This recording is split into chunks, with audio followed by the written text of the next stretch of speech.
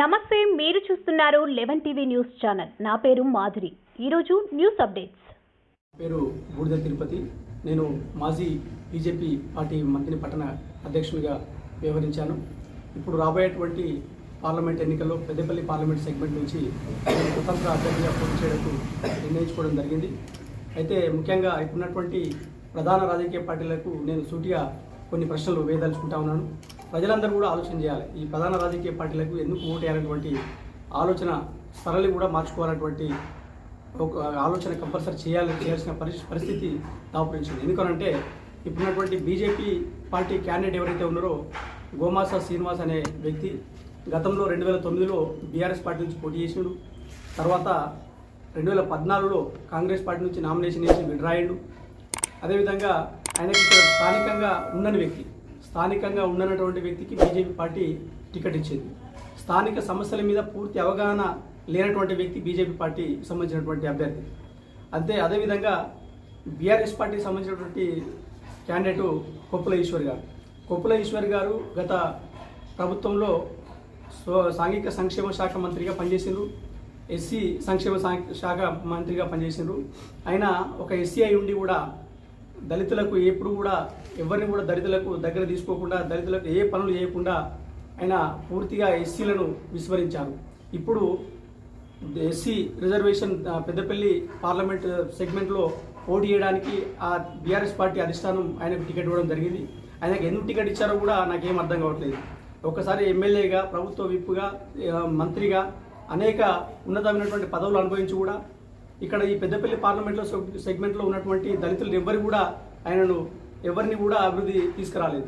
కానీ అటువంటి మళ్ళా ఆయనకు స్థానిక సమస్యల పైన కూడా ఎదిరించి ఒక పార్టీ అధినేతను ఎదిరించి మాట్లాడినంత దమ్ము ధైర్యం కూడా లేనటువంటి వ్యక్తి అయినా కూడా ఎంపీగా ఎందుకు పోటీ చేస్తున్నాడో నాకేం అర్థం కావట్లేదు. అదేవిధంగా ఇప్పుడున్నటువంటి కాంగ్రెస్ పార్టీ విషయానికి ఒకసారి వస్తే, కాంగ్రెస్ పార్టీకి సంబంధించినటువంటి వ్యక్తి ఆయన ఈ ప్రజాస్వామ్యాన్ని ధనస్వామ్యంగా చేసేటువంటి స్థితికి దిగజార్చేటువంటి రాజకీయాలు చేస్తూ ఉన్నాడు. అయితే వాళ్ళ తాత కాకా వెంకటస్వామి గారు ఈ యొక్క పెద్దపల్లి కాన్స్టిట్యున్సీ నుంచి 3 సార్లు ఎంపీగా ఉన్నారు. ఒకసారి కేంద్ర కార్మిక శాఖ మంత్రి కూడా పనిచేసిండ్రు. గతంలో సిద్దిపేట నుంచి 3 సార్లు ఎమ్మెల్యేగా చేసిండ్రు. 4 సార్లు ఎంపీగా చేసిండ్రు. అదేవిధంగా వాళ్ళ వెంకటస్వామి గారు ఒకసారి ఎంపీగా చేసిండ్రు 2009లో. తర్వాత వాళ్ళ పెదనాన్న బెల్లంపల్లి ఎమ్మెల్యేగా ఉన్నారు. ప్రస్తుతం వాళ్ళ డాడీ చెన్నూరు ఎమ్మెల్యేగా ఉన్నారు. పెద్దపల్లి సెగ్మెంట్ పరిధిలో వాళ్ళ కుటుంబమే 2 స్థానాల నుంచి ప్రాతినిధ్యం వహిస్తూ ఉన్నారు.